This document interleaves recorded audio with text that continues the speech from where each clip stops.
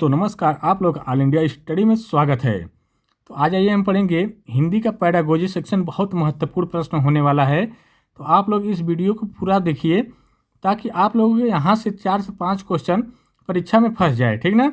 तो आइए हम प्रश्न नंबर 1 देखते हैं। प्राथमिक स्तर पर अधिकांश बच्चे करते हैं कविताएँ पसंद।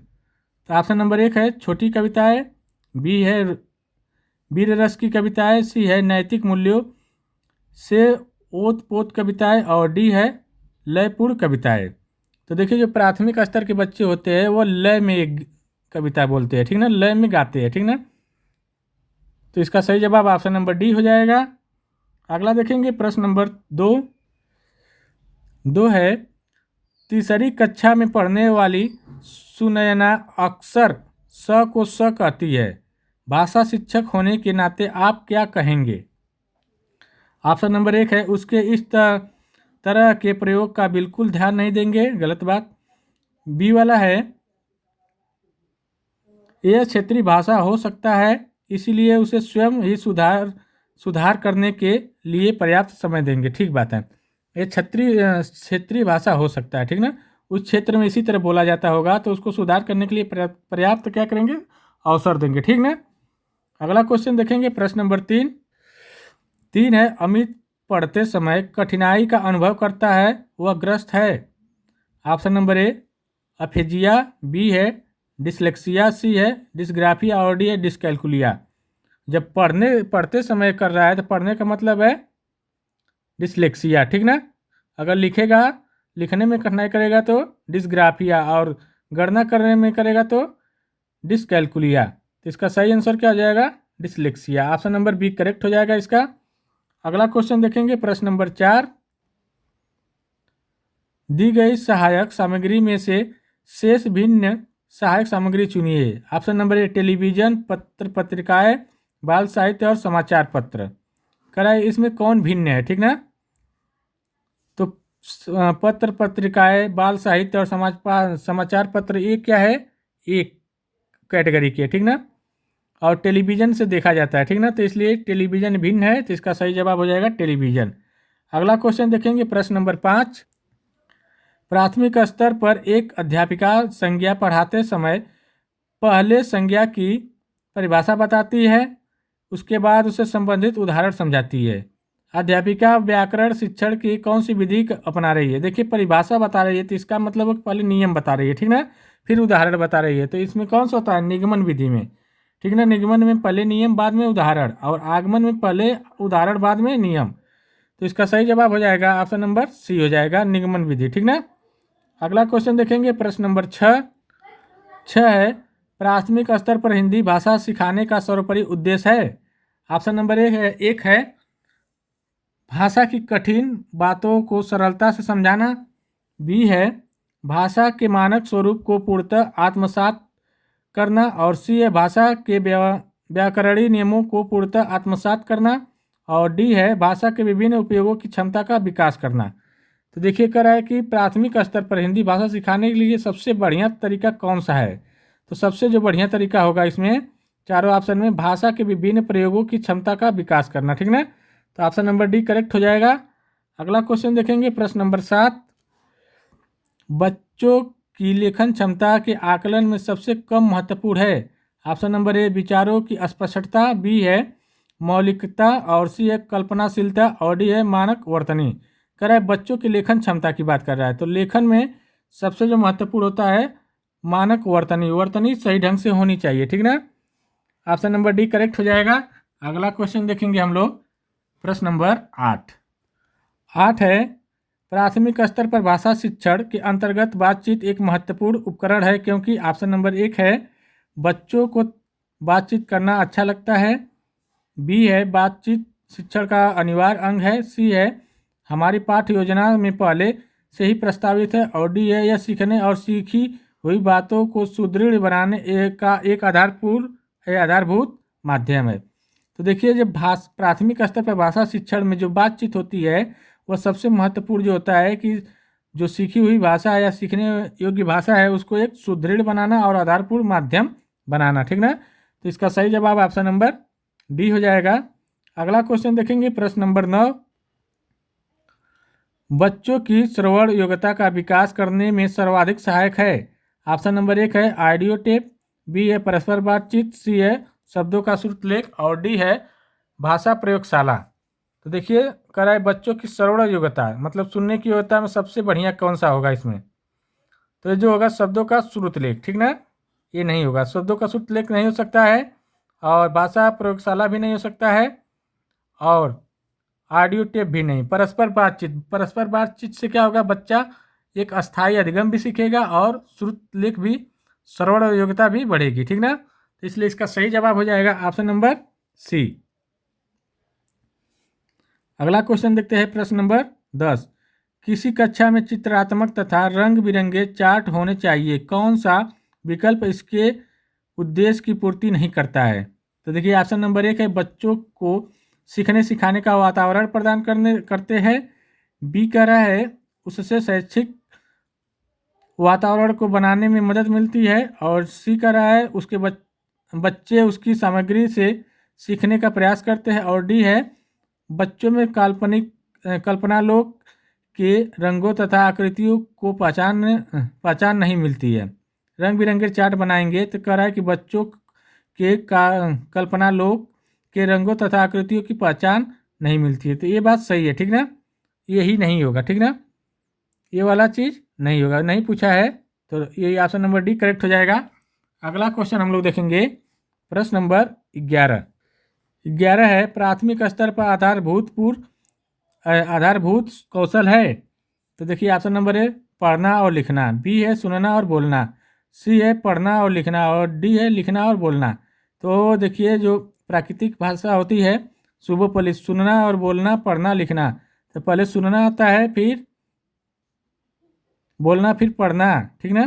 तो यहाँ पर करा है आधारभूत कौशल प्राथमिक स्तर पर पढ़ना और सुनना हो जाएगा, ठीक ना। तो इसका सही जवाब हो जाएगा ऑप्शन नंबर सी। आइए अगला क्वेश्चन देखते हैं, प्रश्न नंबर 12। इनमें से अक्षर बोध की विधि नहीं है, प्रत्यक्ष विधि, वर्ण विधि, शब्द विधि, वाक्य विधि, ठीक ना। ये देखिए तीनों वर्ण विधि, शब्द विधि और वाक्य विधि तीनों है और प्रत्यक्ष विधि नहीं है, ठीक ना। तो इसका सही जवाब ये हो जाएगा। अगला क्वेश्चन देखेंगे, प्रश्न नंबर 13। प्राथमिक स्तर पर बच्चों की भाषा प्रयोग की क्षमता संबंधित रिकॉर्ड तैयार करने के उपरांत कौन सा कार्य सर्वाधिक महत्वपूर्ण है? तो ऑप्शन नंबर 1 है रिकॉर्ड की विश्वसनीयता की जांच करना, बी है रिकॉर्ड को सुरक्षित रखना और सी है रिपोर्टिंग करना और डी है रिकॉर्ड की वैधता की जांच करना। तो देखिए इसका जो सही जवाब क्या हो जाएगा, कह रहा है सबसे महत्वपूर्ण कौन सा है, ठीक ना। तो रिकॉर्ड की विश्वसनीयता की जांच करना, रिकॉर्ड में जो विश्वसनीयता होती है वो बहुत ज़रूरी होती है, ठीक ना। अगला क्वेश्चन देखेंगे, प्रश्न नंबर 14। प्राथमिक स्तर पर पढ़ने की क्षमता के आकलन में सबसे कम महत्वपूर्ण है। ऑप्शन नंबर ए चित्रों से अनुमान लगाकर पढ़ना और बी है समझ कर पढ़ना, सी है अक्षर जोड़कर पढ़ना और डी है पढ़ने में प्रवाह। तो कह रहा है कि सबसे कम महत्वपूर्ण, तो जो अक्षर जोड़कर पढ़ना है सबसे कम महत्वपूर्ण होगा। इसका सही जवाब ऑप्शन नंबर सी हो जाएगा। अगला क्वेश्चन देखेंगे, प्रश्न नंबर 15। प्राथमिक स्तर पर भाषा शिक्षण में बाल साहित्य का प्रयोग किए जाने के पक्ष में सर्वाधिक तर्क है। तो ऑप्शन नंबर 1 है इनका प्रयोग बच्चों के भाषा अनुभव को विस्तृत करता है, बी है यह पाठ्यपुस्तक से बेहतर है, सी है इन्हें पढ़ाना अपेक्षाकृत सरल होता है और डी है इन्हें पढ़ाने में शिक्षक को मज़ा आता है। तो देखिए जो इसका सही आंसर क्या हो जाएगा, सबसे तर्कपूर्ण इसका प्रयोग बच्चों के भाषा अनुभव को विस्तृत करना है। ऑप्शन नंबर 1 करेक्ट हो जाएगा। नंबर 16 देखते हैं, भाषाई कौशल के संदर्भ में कौन सा कथन सत्य है? ऑप्शन नंबर 1 है भाषाई कौशल एक दूसरे से स्वतंत्र होते हैं। देखिए ऑप्शन इधर उधर हो गया है तो उससे आप लोग कन्फ्यूज मत होइएगा। दूसरा है भाषाई कौशल एक क्रम में सीखे जाते हैं और सी है भाषाई कौशल एक दूसरे को प्रभावित नहीं करते हैं और डी भाषाई कौशल एक साथ सीखे जाते हैं और क्रम में नहीं, ठीक ना। तो देखिए यहाँ पर जो सी डी है ये बी है, ठीक ना। तो ये ध्यान रहे, कर देते हैं नहीं तो आप लोग भूल जाएंगे, ठीक है। तो देखिए इसका जो सही आंसर क्या हो जाएगा, भाषा जो कौशल होता है वो एक क्रम में सीखा जाता है, ठीक ना। सुबह सुनना, बोलना, पढ़ना, लिखना एक क्रम होता है, उसी हिसाब से सीखा जाता है। तो इसका सही आंसर हो जाएगा ऑप्शन नंबर सी। सी हो जाएगा, नहीं डी हो जाएगा, ठीक ना। देखिए उस क्रम होता है वो, देखिए सॉरी, भाषाई कौशल जो होता है वह तो क्रम होता है, एक प्राकृतिक क्रम होता है ना। लेकिन जो भाषाई कौशल होता है, मतलब आप कहीं गए वहाँ कुछ सीख लिए और घर पर कुछ सीख लिए, स्कूल में कुछ सीख लिए, तो एक साथ सीखे जाते हैं, ठीक ना, क्रम से नहीं, ठीक ना। तो ऑप्शन नंबर इसका डी करेक्ट हो जाएगा, ठीक ना, सॉरी गलती हो गई है। अगला क्वेश्चन देखते हैं, प्रश्न नंबर 17।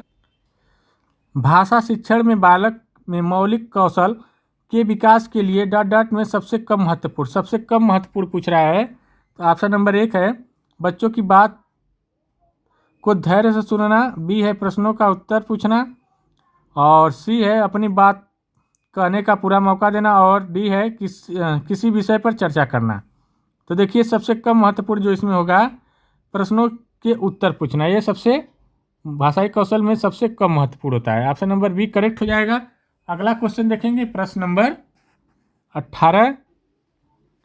भाषा विकास के संबंध में कौन सा कथन सही नहीं है? सही नहीं पूछा है ना। ऑप्शन नंबर 1 है बड़ों का संपर्क भाषा विकास की गति को तीव्र कर देता है, ये बात तो सही है, ठीक ना। क्या करता है? तीव्र करता है। दूसरा है भाषा विकास व्यक्ति सापेक्ष होता है, ठीक है, ये भी बात। प्रारंभिक भाषाई परिवेश का समृद्धता भाषाई विकास में सहायक होता है, ये भी बात सही है। भाषा विकास व्यक्ति निरपेक्ष होता है, निरपेक्ष नहीं होता है, ठीक ना। तो इसका सही जवाब ऑप्शन नंबर डी हो जाएगा। अगला क्वेश्चन देखेंगे, प्रश्न नंबर 19।